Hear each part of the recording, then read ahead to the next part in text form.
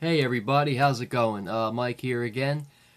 This is a continuation of the last video. I did February's DVD pickups, and I got cut off at the end, but it was only the last 45 seconds, so instead of re-recording the whole thing, I just let it go. The only point I was going to make at the end of that video was just minor. I apologize that I was about to apologize that I ramble on so much, but the reason I ramble on sometimes about the special features is a lot of times I try to look for, what's on certain discs, and I go to certain Amazon or other websites, and they just don't tell you, so you can't really tell what's on a certain disc.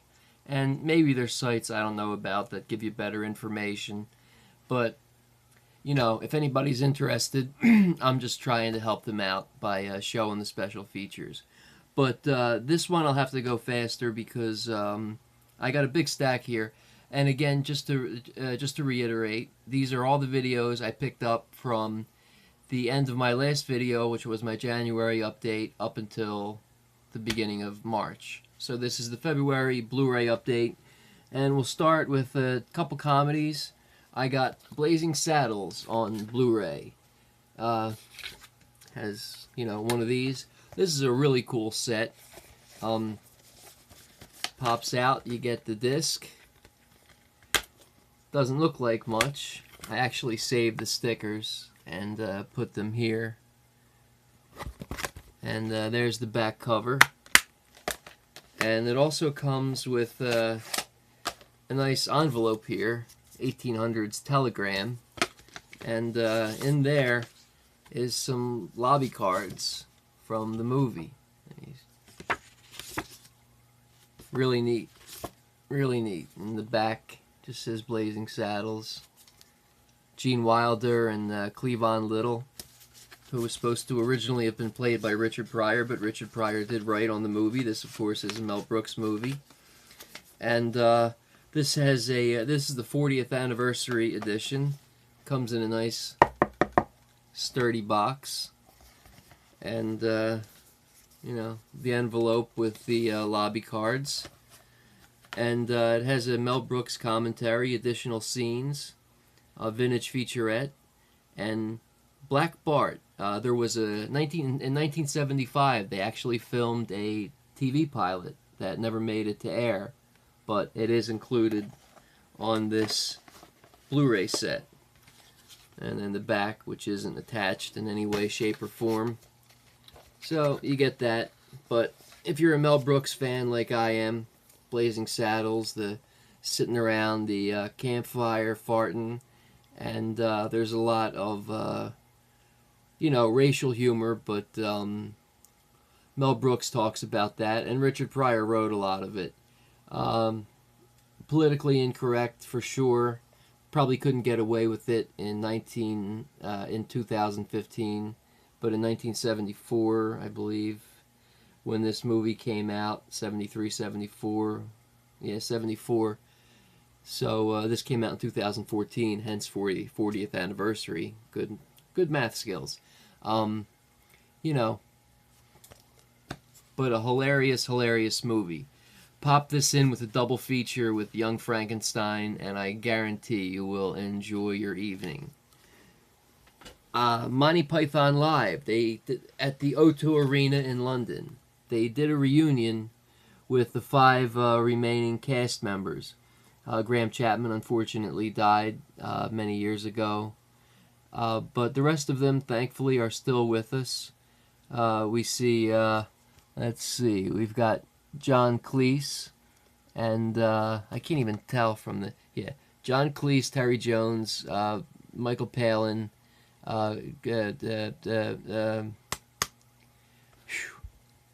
Terry Gilliam, and Terry Jones, and they did a live show in '02. Yeah, John Cleese, Terry Gilliam, Eric Idle, Terry Jones, and Michael Palin. I forgot Eric Idle. Boy, I'm sorry. It's late at night here on the East Coast, and this is the second time I'm trying this video, and the names just escaped me. It's a disgrace because I'm a huge Monty Python fan. But there's the back There's the inside. And it does come with a nice, rather, for a Blu-ray anyway, a rather thick booklet with some decent reading material in there. See if you can see that. A lot of cool posters, credits in the back. And let's see, the running time of this, it's pretty long. Pretty long. The bonus features include the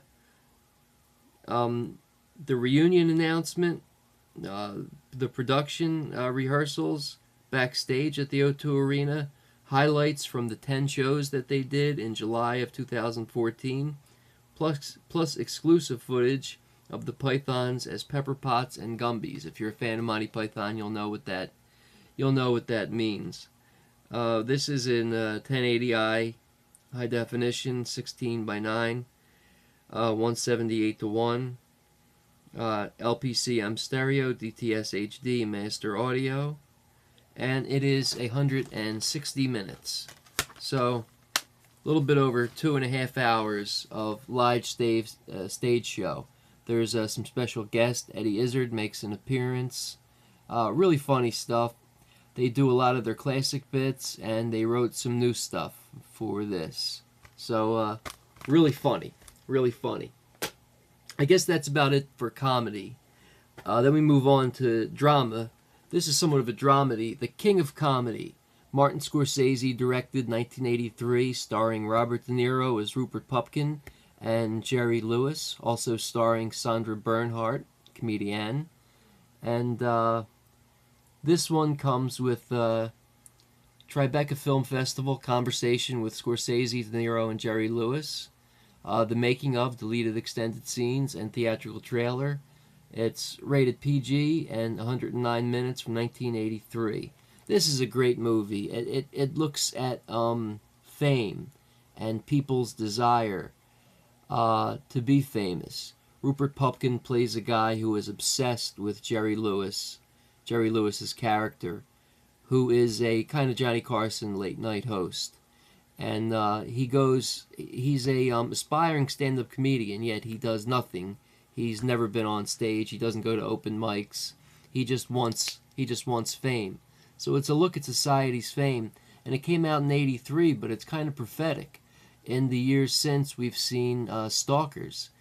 Mrs. David Letterman, the crazy lady that stalked Letterman for years and years. People that are just obsessed with being celebrity, and the unfortunate advent 15 years ago or so of these horrible reality shows. And now we see such horrible things as, Honey Boo Boo and Duck Dynasty and the likes of where they're just making people who have no right to be famous, putting them on television. Which is fine. I mean, everybody has a right to their own story, but movies like this take a look at why, the motivation behind wanting to be famous. Is it fame for your own personal enjoyment, and you really love it? You love what you do? You love being a stand-up comedian? You love being an actor? You love coming on here and talking about movies? Or do you just want people to think you're cool? And that's the difference. Rupert Pupkin here, he just wants to be a big shot. And it's a look at fame, and it's a look at the extremes. So this is a comedy/drama, and it's underrated and highly unknown by a lot of people. But I strongly recommend it. The King of Comedy. And, Martin Scorsese, Robert De Niro, can't go wrong. Can't go wrong. Although a lot of people say it's not great. Not going to say a lot about this one. We all know Stephen King is one of my favorites. The Shawshank Redemption on Blu-ray with a ton of special features. Frank Darabont directed. There's a commentary, 2 documentaries, rather long documentaries too, full length. We see Stephen King interviews. There is a segment from The Charlie Rose Show with Darabont, Tim Roberts, and Morgan Freeman. There's a full 25-minute comic spoof, The Shark Tank Redemption, that stars Morgan Freeman's son It's set in an office, kind of like Office Space before Office Space, and they compare the office to a prison. But the Shawshank Redemption, you probably all know a lot about that, and so I won't go on about the plot. But it's a great Stephen King story called Rita Hayworth and the Shawshank Redemption that appeared in different seasons, which also featured the stories that were made into the story called The Body, that was made into Stand By Me, a story called Apt Pupil, that was made into the movie Apt Pupil, and another story called The Breathing Method. So, great pickup. And action double feature, the first two Dirty Harry movies. Couldn't pass this up, folks. Best Buy, $6.99. And two separate discs. A movie on each disc. And it has the full special features as the individual discs. There's a commentary on either one, and documentaries on both. The second one directed by John Milius. The first one directed by, Don Siegel. There's vintage featurettes, and there's new stuff. There's an American Masters profile on Clint Eastwood, just all about Clint Eastwood's career. And there's documentaries about Dirty Harry, the movie. 3 different documentaries. And that's on the first disc, Dirty Harry. Magnum Force, the second movie, excuse me, has the commentary by screenwriter John Milius. It was actually directed by Ted Post, but John Milius wrote it. And there's 2 featurettes, A Moral Right, The Politics of Dirty Harry, and The Hero Cop, Yesterday and Today. And a trailer cop for all, a trailer gallery for all 5 Dirty Harry movies. This is great. And there is a second release with Dirty Harry movies 3 and 4, and then the 5th movie, Deadpool, gets its own separate release. Then I picked up Heat, the first on-screen pairing, even though they only have one scene together, of 2 of my favorite actors, Robert De Niro and Al Pacino. And I talk about favorites a lot. I talk how Stephen King is my favorite writer. Harry Chapin and Billy Joel are my favorite singers. I don't know if I've ever mentioned my favorite actor all around. I talk about Wes Craven being my Craven and Carpenter being my favorite horror directors, things like. Well, Al Pacino is my favorite actor of all time. Some will say De Niro, some will go a totally different route and pick somebody who's in totally different. But I love Al Pacino, and I love everything Al Pacino's ever done pre-1990 and a lot of stuff post-1990, including Heat. Heat was a great movie, and this Blu-ray is chock full of special features. There's a commentary by Michael Mann, who wrote and directed, 11 additional scenes, 5 different documentaries, and theatrical trailer. Nothing special, another one of these, and so many of these, you can tell these annoying eco cases, but I won't go into that rant. But it's rated R. It's a long one, too, 170 minutes, so almost 3 hours there. Heat, great movie, great cops and robbers kind of movie. And then another Robert De Niro movie, star-studded movie, really, kind of underrated in my opinion. Another cheap one I picked up at Best Buy for $5, Copland. This is really a Sylvester Stallone vehicle, but also there's Ray Liotta and Harvey Keitel, who is one of my top 10 favorites. Ray Liotta is probably in my top 50. I mean, if you really wanted to get down to making a list of the top 100. And, De Niro's in here, a smaller part, but a powerful part. And this is a great movie about all these cops who live in this small North Jersey town, and they're all crooked cops. And the sheriff of the small Jersey town is Stallone, and they kind of walk all over Sly. And De Niro plays an internal affairs cop who gives Sylvester Stallone his one big chance at being somebody. Stallone wanted to be Stallone's character wanted to be on the force, but he's hearing impaired, so he was never able to make the NYPD. So Internal Affairs comes to him with a chance at busting all the crooked cops, and well, that's the beginning. That's the plot. There's the back cover. I believe another. It does come with a digital copy, and not an eco case, which is nice. This one has a commentary with writer-director James Mangold, the producer, and Stallone, and Robert Patrick is also in this, from Terminator 2. Copland, The Making of an Urban Western, deleted scenes. Rated R, 2004, 116 minutes. Great pickup. Copland, check it out. Not an all-time classic, but another good police drama. Boondocks Saints. Everybody I know enjoys Boondocks Saints. Well, not everybody. My grandparents probably wouldn't enjoy it if they were still alive. But Boondocks Saints is a great movie about Irish immigrants. I'm Italian myself, but it doesn't mean I can't appreciate Irish immigrants, because all four of my grandparents were Italian immigrants, and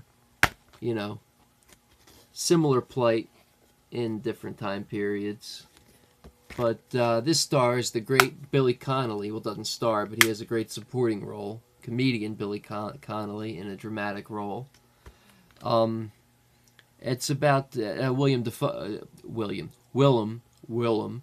Sorry, can't say William. Willem Dafoe also has a cool supporting role in this.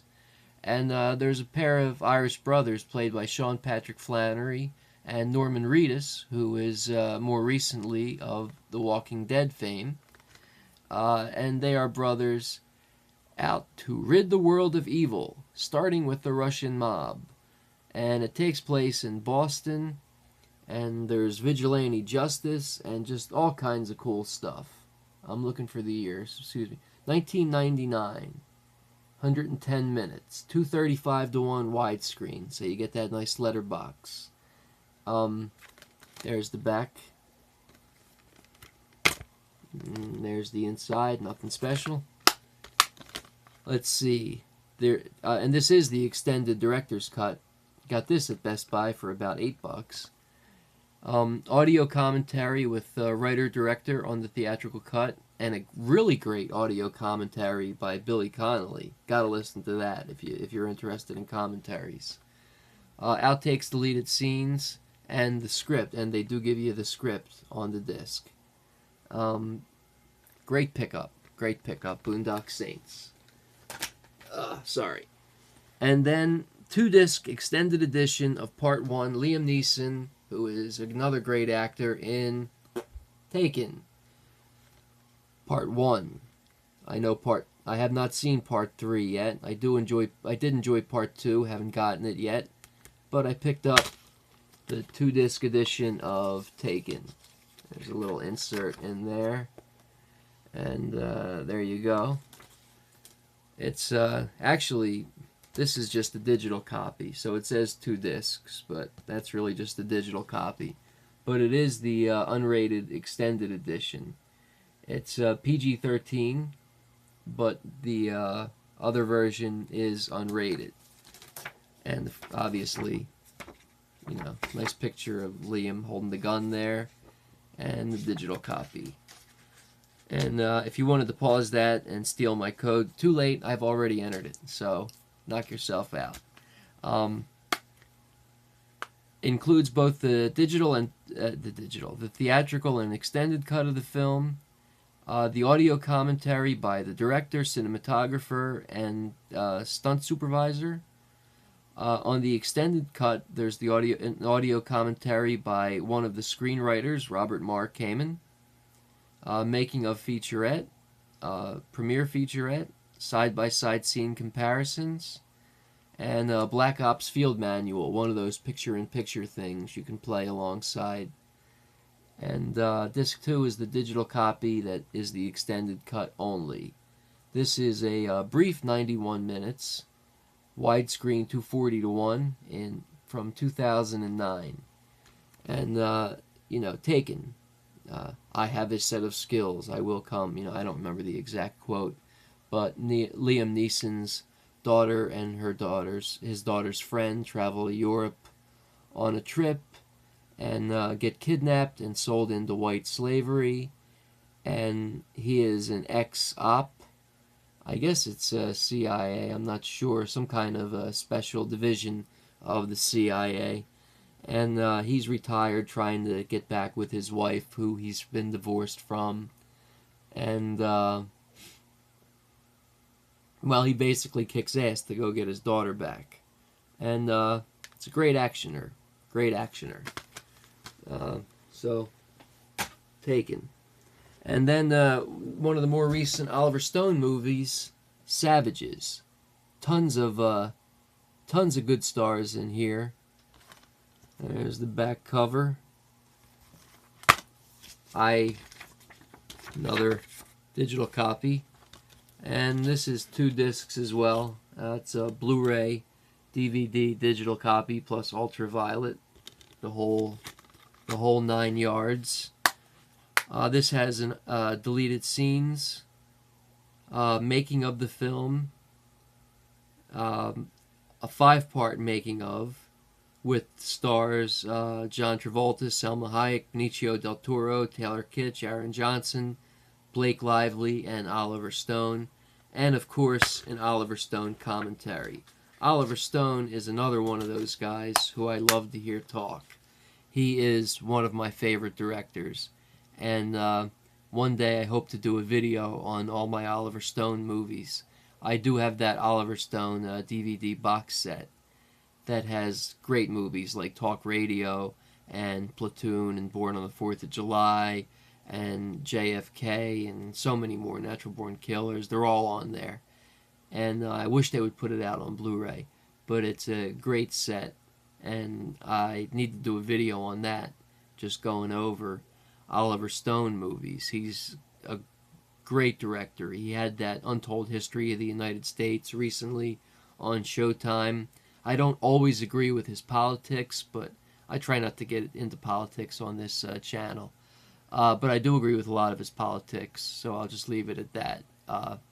You know, probably 75-25 agree with his politics or disagree. I won't tell you which. But it doesn't matter, because this is not so much a political movie as it is an action movie. There's elements of romance, there's suspense, there's revenge. There's great stars like Benicio del Toro and Selma Hayek and the beautiful Blake Lively. These guys are growing marijuana, the best marijuana around in California, and they're moving in on the wrong people's territory. They're paying off John Travolta, who plays a crooked cop, and they get into trouble with the Mexican pot growers, headed up by Selma Hayek and Benicio del Toro, her henchman. And these two guys are, they kind of share a girlfriend, Blake Lively, and she gets kidnapped by these two, and they have to go rescue her. So you're seeing a theme here, much like Taken. It's but this is much longer, much more involved. This is the unrated version of the film. Let's see. This is a longer one. I'm trying to find the running time. Sorry, guys. Give me a second. It is widescreen 240:1. Damn, I can't find the... Yeah, 2 hours and 11 minutes theatrical, 2 hours 22 extended. Watch the extended version. Do yourself a favor. The MPAA just cuts out all the good stuff. But really good movie. Really good movie. And to finish up with, I guess, the non-genre films, David Fincher's Girl with the Dragon Tattoo in a nice semi-box set. It's a 3-disc Am I doing this? Yeah. 3-disc set. A little bit flimsy. But Rooney Mara there. Daniel Craig, the two main stars. Digital copy. And 3 discs. Blu-ray 1 is the film. Blu-ray 2 is the special features. And the DVD, which is really cool. It's made to look like a DVD-R, which is kind of cool. That is, in case you don't know, that's not my handwriting. That's the way the film came. So it even says there, if you can see, without the glare, sorry, Sony DVD-R. So it's made to look like a bootleg copy. That's pretty neat on the DVD. So yeah, disc 1 is the film on Blu-ray, disc 2 is the supplements, and disc 3 is the digital copy and the DVD. And this, as usual with David Fincher movies, is chock full of special features. Dig deep inside the Vanger archives with nearly 4 hours of immersive behind-the-scenes footage, including interviews, rehearsals, screen tests, and more. And, of course, there is an audio commentary with David Fincher, who does great audio commentaries. If you heard his commentary for Seven, you'll know what I'm talking about. He did a great commentary on Seven, and this commentary on Girl with the Dragon Tattoo. Great book, by the way, by Stieg Larsson. I still haven't read the second and third books of this trilogy, but I did read this book before I saw the movie, because usually the book is better than the movie. Just look at Stephen King movies if you want proof of that. So I read the book before I saw the movie, and really enjoyed this one. Sorry, I always... Coca-Cola. Caffeine-free, though.